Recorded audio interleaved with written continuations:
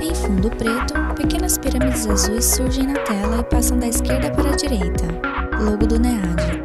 Em fundo branco, pirâmides azuis se movimentam aleatoriamente. Logo da Unesp. Logo da UAB. Animação. Metrópole em tom cinza. Árvores vermelhas. Desenho de pessoas. Uma seta vermelha sobe circulando uma antena e se desfaz no topo. Televisão. Univesp TV. Setas em direção ao cérebro. 3 estudantes, Pedagogia Unesp. Homem branco, cabelos grisalhos. Traja camisa social rosa claro e calça bege. Usa microfone de lapela. Ao fundo, tela preta com letras brancas e listras vermelhas. Olá, professor, olá, professora, vocês que estão fazendo o curso de Pedagogia da Univesp. Estou aqui com vocês mais uma vez para conversar agora sobre o texto da professora e filósofa Marilena Chaui, o texto que é chamado A Existência Ética, que vocês já devem ter tido oportunidade de ler. O texto fala sobre o senso moral e a consciência moral e procura fazer uma distinção entre esses dois conceitos importantes, além de uma série de outros conceitos importantes na ética. Os nossos sentimentos, a raiva, a indignação, a vergonha, o remorso, a dignidade, a admiração, são todos exemplos de sentimentos que apontam para o nosso senso moral. Mas o que fazer a partir desses sentimentos que a gente tem? É o desafio que a professora Marilena Chaui nos coloca. Nossas dúvidas quanto a essa decisão do que fazer a partir do que a gente sente, coloca à prova a nossa consciência moral. O senso moral e a consciência moral referem-se a valores, a sentimentos e decisões, e por trás delas está a luta sempre do bem e do mal, do certo e do errado. O sentimento e as ações que nascem na relação com os outros, na convivência em sociedade e cujo sentido é sempre a diminuição da dor e do sofrimento e a busca da felicidade, é o objeto da questão ética, é o objeto do texto da professora Marilena Chaui e das questões éticas que se colocam de uma maneira muito importante para nós que somos educadores. A professora Marilena Chaui, na sua fala, faz então, a partir daí, algumas distinções também sobre juízo de valor e juízo de fato, que são dois aspectos bastante importantes no pensamento ético. O juízo de fato, ele pretende constatar o que é, como é, e ele, por isso, se aplica principalmente à descrição da natureza. A ciência, de uma forma geral, lida com os juízos de fato. Ela descreve os fenômenos da natureza pretensamente como eles devem ter ocorrido. Não há questão aqui do certo e do errado, do bem e do mal. Há aqui uma relação entre algo que é observado e aquela descrição que a gente quer fazer daquilo que foi observado. Isso é um juízo de fato. O juízo de valor, por outro lado, já tem uma outra interpretação. Ele indica uma avaliação de um acontecimento no interior da cultura, na moral, nas artes, na política, na religião, uma avaliação das pessoas, dos sentimentos, sempre buscando determinar o que é certo e o que é errado, o que é bom e o que é mal. Os juízos de valor, por isso, eles são normativos, pois eles indicam o que deve ser feito na visão de uma pessoa, na visão de um grupo, ou de uma outra forma, na visão de uma cultura. O juízo de valor é, portanto, uma criação histórico-cultural.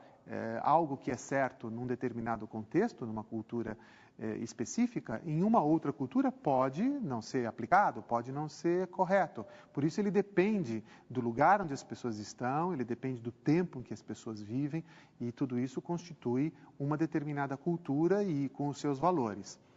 O segundo texto da professora Marilena Chaui, a ética se refere especialmente, ela tem lá como seu fundamento a busca do controle, pelo menos do controle, se não da eliminação, da violência. A vida em sociedade, a vida nos grupos humanos, desde os tempos mais primordiais da nossa existência no planeta até os dias atuais, ela se dá em grupo, ela se dá na relação de troca de uns com os outros, ela se dá na conformação de sociedades. E nesta conformação de sociedades é muito importante que você consiga estabelecer aquilo que é adequado, aquilo que é possível ser feito por um indivíduo para que ele possa não prejudicar o grupo. E também é muito importante se definir aquilo que o grupo pode fazer, pode exigir de um indivíduo para não massacrar o indivíduo. Então, esta é a luta permanente da violência contra a violência, nesse sentido que a ética se estabelece no meio humano. O uso da força física ou psíquica para que alguém ou um grupo haja de uma forma contrária à sua natureza, ao seu desejo e às suas necessidades, isto é o conceito universal de violência, porque o conceito de violência ele varia de acordo com as culturas, mas este elemento, digamos assim, é o elemento universal que une o conceito de violência nas mais variadas culturas ao longo de todos os tempos. A ideia de que um grupo ou uma pessoa não pode ser forçado por violência, por uma força física ou psíquica, a fazer algo que não seja da sua natureza ou que seja contra si. Isso porque a perspectiva, a visão, é de que o ser humano é um sujeito. Ele é um sujeito e, para ser um sujeito, ele precisa estar livre de pressões, ele precisa estar em condições de tomar as suas decisões sem que essas decisões tenham sido forçadas contra a sua vontade. É claro que não é muito fácil para quem vive num mundo repleto de meios de comunicação, para quem vive em sociedade, é muito difícil discernir esta fronteira do momento em que você está de fato livre de pressões, mas a violência em si, ela se estabelece quando esta pressão chega no nível de uma força física ou de uma força psíquica muito intensa. O sujeito moral ou ético é aquele que sabe fazer os juízos de valor com autonomia e que sabe escolher também, além de saber fazer os juízos de valor e de uma maneira autônoma, ele sabe escolher os caminhos adequados para a execução das ações. Para isso, ele precisa estar consciente de si, ele precisa estar consciente dos outros, ele precisa ter vontade e ele precisa ser responsável, livre. O campo ético é constituído sempre de dois polos. De um lado, os valores morais, as virtudes éticas. De um outro, o sujeito, que é o sujeito que a gente espera que tenha a capacidade de escolher a virtude, de escolher o caminho correto. Os valores éticos são construções intersubjetivas, são culturais, eles estão presentes na cultura. Eles dependem, portanto, como já dissemos, das condições histórico-políticas, econômicas e até mesmo geográficas. Portanto, eles estão sempre em transformação, porque o tempo passa, porque as culturas se transformam, porque os valores, a tecnologia insere novas questões, enfim, o tempo inteiro estes juízos dependem, portanto, de interpretações.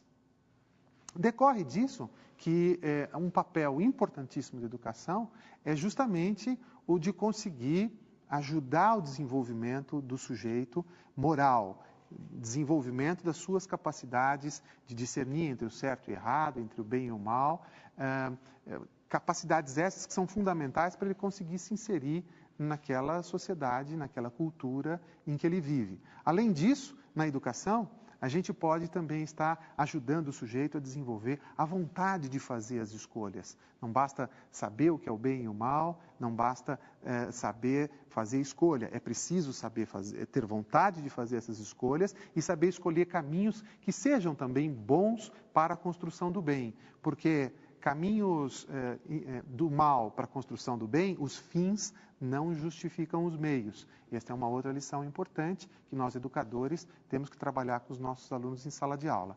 Eu acho que era essa, basicamente, as ideias fundamentais do texto da professora Marilena Chauí. Resgatar um pouco alguns conceitos que são fundamentais para o entendimento do papel da ética na educação. A ideia do sujeito ético, da consciência ética, dos juízos de valor, da vontade, da virtude, são esses os conceitos importantes que a professora deixa para nós no texto dela. Muito obrigado. Universidade Estadual Paulista Júlio de Mesquita Filho. Reitor Sandro Roberto Valentini. Vice-reitor Sérgio Roberto Nobre. Pró-reitora de graduação Gladys Massini Cagliari. Logo do NEAD, logo da Prograde. Marcos Vinícius Maltempe, coordenação NEAD. Edson Carmo Inforsato, coordenação pedagógica. Maria Cândida Soares Delmasso, coordenação editorial. Andresa Marques de Castro Leão, coordenação de gestão. Gladys Massini Cagliari, pró-reitora de graduação. Disciplina Ética e Cidadania. Professores autores Celestino Alves da Silva Júnior e Lourdes Marcelino Machado. Produção audiovisual Univesp NEAD Unesp. Logo da VUNESP, logo da Fundunesp, logo da Unicel, logo da Prefeitura da cidade de São Paulo, logo do NEAD, logo da Prograde, logo da Unesp, logo da UAB, logo da CAPES. Roteiro de audiodescrição: Ana Maíra Samuel da Silva, Ana Virgínia Eziano Lima e Renato Costenaro. Locução: André Neri. Consultor: William Donizete Vigentin.